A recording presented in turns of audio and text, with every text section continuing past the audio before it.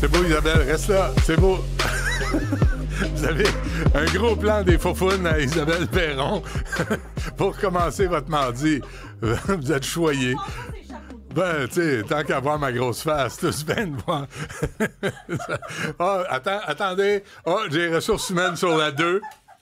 Vous avez parlé des faufounes d'une collègue, là. Ça se dit plus, ça. Va-t'en, Isabelle. Va-t'en dans le bois. Merci. Vous êtes donc dépassé. Sybelle, bonjour. Oui, non, moi, des blagues comme ça passe pas. Ça en passe 2025, pas, hein? C'est ça passe pas. Ça se dit pas. Non, ça se dit Pervers pas. papa, Drôle, là, qui est là, tout. c'est écœurant. Non, Parler mon de oncle en faufounes. arrière, là, du micro, mon là, Dieu. ça va faire. Ouais. Quand c'est une femme qui fait ça... ben là, nous, les femmes, on a tous les droits, tu le sais. Franchement. C'est pas de ma tante.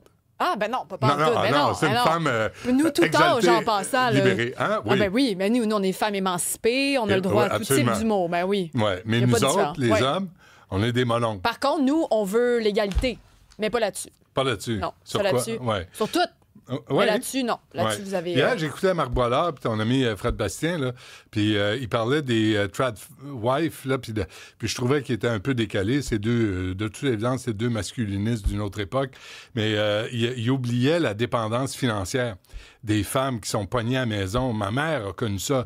Ma mère, à un moment donné, elle me disait, j'ai ma valise dans les mains, je veux m'en aller, je suis tanné du bonhomme, j'ai pas d'argent devant moi. On veut pas revenir à ça, là. Ben non, pas du tout, mais c'est parce que je pense qu'il y a beaucoup de jeunes femmes, peut-être même de jeunes hommes, qui ont tellement pas vécu ce que leur mère ou leur grand-mère ont vécu parce qu'elles les ont libérés, qu'on oublie le problème. Passés, oui, puis là, maintenant, on se dit, tant que tu as le choix, tu as la liberté. Mais d'où vient le choix, puis à quoi ça nous ramène d'avoir le droit de rester à la maison? Encore là, moi, je suis ouverte à l'idée qu'une femme se dise, moi, voici ce que je veux faire, puis d'avoir la liberté de le faire. Non, si elle le fait, faut leur dire aux femmes, je suis désolé, il faut leur dire, mets ça par écrit, puis tu as 50 de tout ce que l'autre fait. Ah, ben oui! Parce que si t'es pogné à la maison à élever les enfants, lui, ça lui permet d'aller travailler. Faut qu'il y ait un deal entre les deux. Ben c'est certain, parce que le deal, c'est que le fait que la femme puisse rester à la maison, si c'est le cas, c'est pour peut-être permettre à la famille puis à l'unité familiale que financièrement, ça se porte bien. Correct. Parfait. C'est correct. Mais si jamais lui, monsieur, il part, toi, tu fais quoi? Ouais. Tu fais dur. S'il parle des faufounes d'une collègue, par exemple, tu sais... C'est ça qui arrive. Non, c'est ça. On a de l'ordre dans cette société. Bon, Cybelle, tu sais qu'à midi, on reçoit Denis Coderre, l'ancien maire de Montréal, qui donne des conseils aux candidats à la mairie. Mais je vous rappelle que jeudi midi, on va vous présenter le vrai candidat à la mairie de Montréal, celui qui va gagner des élections. Si tout le monde est derrière lui, si on s'organise, pas moi, là, moi je peux pas. Je peux pas être militant. Mais ce que je constate, c'est que faut que ça change à Montréal. On peut pas avoir encore projet Saccageon Montréal, puis on peut pas avoir Ensemble Montréal qui mange à tous les râteliers. Penses-tu que Hein? Quoi? Ben, penses-tu que le dit candidat, qu'on ne dit pas le nom tout de suite, va écouter les conseils de l'ancien? De celui-ci? De Coderre. On va lui poser la question jeudi midi. Certain. On va garder une copie de la lettre, puis on va lui donner avant l'entrevue. Qu'est-ce qu'on garde, qu'est-ce qu'on efface? Exact. C'est un grand thème de vie, ça. Aussi, à 11h, on aura Jean-Claude Daigneault, président de la Fraternité des constables du contrôle routier du Québec. On a parlé des camionneurs hier avec Benoît Terrien. Ça aussi, il faut que ça change. Et là, ça niaise depuis mars dernier. Les contrôleurs routiers sont confinés à leur petit bureau, à leur pesée. Puis on apprend que les camionneurs Snoro ont des applications pour éviter les pesées, pour éviter de se faire inspecter. Et il y a des camionneurs qui sont pas gentils, qui vendent de la camelote illégale, qui sont peut-être dangereux. Puis là, les contrôleurs routiers ont dit, puis le tribunal administratif était d'accord, il faudrait que ces gens-là soient armés, il faudrait qu'ils soient formés, il faudrait qu'ils puissent se défendre. On va revenir là-dessus à 11h. Et aussi, on salue l'excellent juge de la Cour supérieure, Robert Leckie. On ne le dira pas en français, là. C'est un bon Robert Leckie qui était à McGill avant. Ontarien d'origine. Oui, puis qui a sauté la file, là, qui a coupé la file pour être juge, pour être nommé juge. Et puis là, il y a un autre juge qui a travaillé à McCarthy-Tétrault. McCarthy-Tétrault, qui est un cabinet d'avocats qui participe à la contestation de la loi 21. Hey, tout est dans tout. La gang de libéraux, là, qui se ramassent, puis que ça redonne des jobs. Puis que ça... On va parler de ça à 10 heures avec François Côté, qui est du droit collectif Québec. Ça, c'est ce qui s'en vient à l'émission. Ce matin, j'ai vu la nouvelle passer. T'as vu ça aussi? Passons aux choses sérieuses. Passons. Au vrai, à ce qui divise la société pour vrai depuis 30 ans. Oui, madame. Débat de c'est pas les libéraux, là, quand on peut bien dire ce qu'on veut. Non, ouais. Le référendum 95 acheté, vendu, triché. On s'en sac. On s'en fout. Mais ce qui est important, c'est... C'est le Titanic. Oui. Mais en dehors de ça... Ah oui. Est-ce qu'il y avait de la place pour Jack et pour Rose en même temps sur le cadre de cadre de porte que c'est comme un peu bon. Ouais, c'était pas une porte finalement. Non, c'était quoi? C'était un cadre de porte. Ben oui, c'est un immense... Gossé à main. Là. À la main, ben oui, dans chic, le temps. Le Titanic. Ben oui, c'était riche. Y avait-tu de la place pour les deux, oui ou non? Est-ce que ça aurait permis à Jack de survivre à la mort glaciale dans l'eau? Ouais, fait que c'est juste moi qui pense qu'il y avait de la place en masse sur la porte pour Jack dans Titanic. Sincèrement, on a parlé de ça en fin de semaine. Parce que Mme Dutrisac, c'est un des grands films pour elle. Puis les enfants, les ados, veulent rien savoir. Ils veulent pas... Les enfants veulent pas voir Titanic. Ils veulent pas le regarder. Ils veulent pas voir Forrest Gump. Ils veulent pas voir Back to the... Ils veulent pas voir les classiques. Ben, pourquoi pas Titanic? Parce qu'ils écoutent TikTok puis they don't give a fuck. Pour que ça rime, là, je l'ai dit comme ça. Quoi, Jessica? Quoi? Qu'est-ce qu'il y a? Pourquoi t'es outré? Je suis quand même outré. Retour vers le futur, c'est quand même un classique. Oui, mais ça, peut-être qu'on l'a... Ah, je suis pas sûr. Mais ça leur tente pas. Ça va venir, ils vont passer un autre... Non, je peux pas leur tordre un bras. Je ferai pas ça. Mais tu sais, Rose, on a-tu des images de ça, Jean-Philippe? Là? Rose, mon amour, je t'aime, mais coule, ça cramouille. Gèle puis coule. Moi, du moment que je suis avachi sur la porte, je vais m'en sortir. Regarde ça. Là, lui, Jack essaie de monter sur le cadre de la porte. Rose est après. Le morceau de bois bascule. Et là, il fait quoi, lui? Ben, il la pousse. Puis elle s'avachie de tout son long sur ce cadre de porte. Puis lui, ben, qu'est-ce qui arrive? Il crève. Il gèle. Direct dans l'eau. Mais là, attends, je vais juste donner le numéro parce que là, on a des textos, mais on veut que vous nous appeliez aussi. On veut que vous nous disiez c'est quoi, vous? Qu'est-ce que vous êtes dit quand vous avez regardé le Titanic il y a 30 ans ou il y a 5 ans ou hier? C'est le 1-877-827-2346. Vincent de Montréal nous dit il y a de la place en masse sur le cadre de porte. Tout ça parce que Ève-Marie Lortie a envoyé une question à leur collaborateur culturel François Arnaud, qui rencontrait Leonardo DiCaprio. Et il veut plus en parler, Leonardo DiCaprio.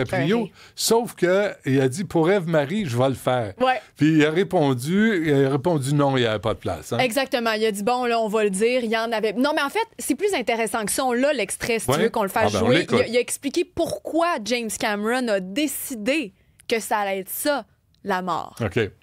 En général, ma réponse est no comment, mais pour lui faire plaisir, je vais te dire exactement que j'en ai parlé avec James Cameron et que la réponse durant le tournage, c'était si on veut que le film plaise vraiment, il faut absolument qu'il meure à la fin du film. Il faut que ça soit quelque chose de très, très dramatique. Donc voilà, tu as la réponse à tes questions. Et puis, pour toutes les deux, avant de vous laisser, j'ai pas la confirmation, mais normalement, ce week-end...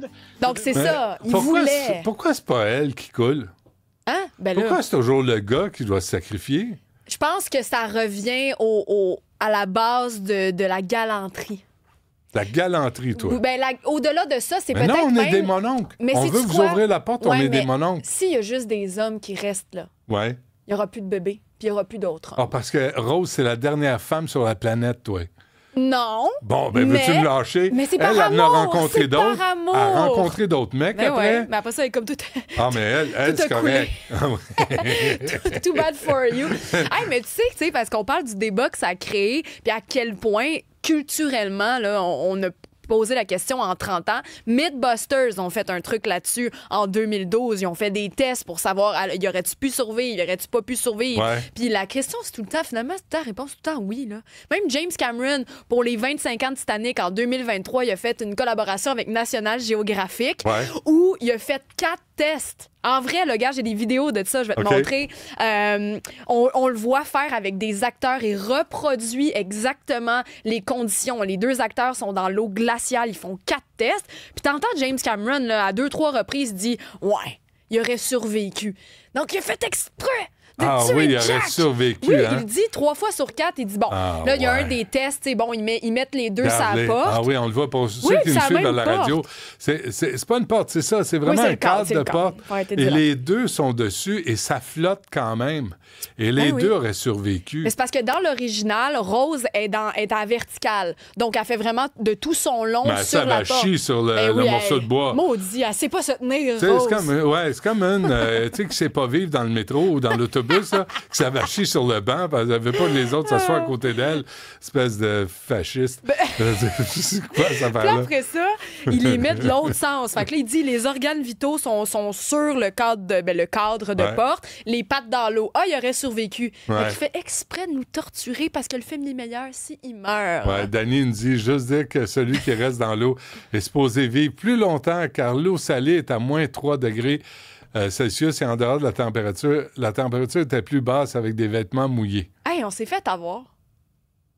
Ils nous ont manipulés. Tu vois, c'est ça. Ça vieillit mal, les films. Parce que d'un point de vue scientifique, on teste les affaires puis on se rend compte que Back to the Future, ça se pouvait pas. Puis que Jack aurait pu survivre.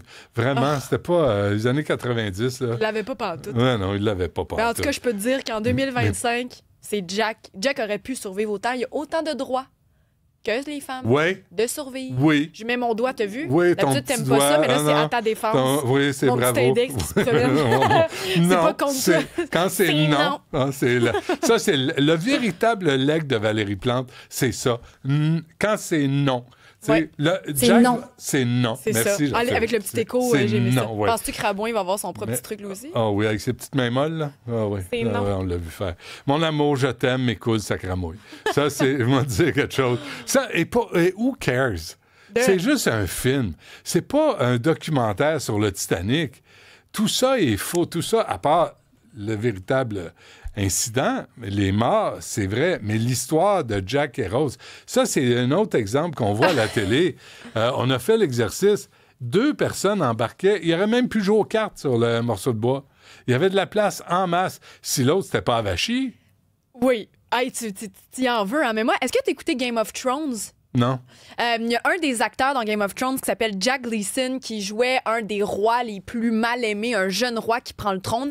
Puis c'est pour revenir à ça, tu dis pourquoi les gens ils s'accrochent autant à ça. Cet acteur-là a dit qu'il a arrêté le métier d'acteur parce que il a tellement bien joué son rôle de roi qu'on haïssait. Là. Il était malade dans la tête puis il tuait plein de monde. En tout cas, c'est vraiment une crapule tellement bien jouée. Il se faisait arrêter dans la rue et insulter constamment. Les gens le prenaient pour le gars qui jouait. Mais tu sais, ça, moi, je trouve ça bizarre, le monde qui font ça. Là, mais bref, il a arrêté à cause de ça. Fait on est pris là-dedans. Les réalisateurs, les scénaristes, les auteurs sont tellement bons qu'ils nous amènent avec eux dans la réalité. Mais ça a été ça pour Titanic. C'est drôle que, quand même, Leonardo se donne la peine de répondre à Eve-Marie Lortie. Oui, puis tu écœuré de répondre à cette question-là aussi. Ben, je comprends. T'sais, lui, c'est un acteur. Puis en plus, moi, je pense qu'il n'a pas voulu... Je pense que je viens de comprendre. Il n'a pas voulu survivre parce qu'il voyait la femme qui était sur la plaque avait le même âge que lui. Puis ça ne l'intéressait pas. Ben, Leonardo est avec des femmes la moitié de son âge, ça cramouille. Déjà, quand il était jeune.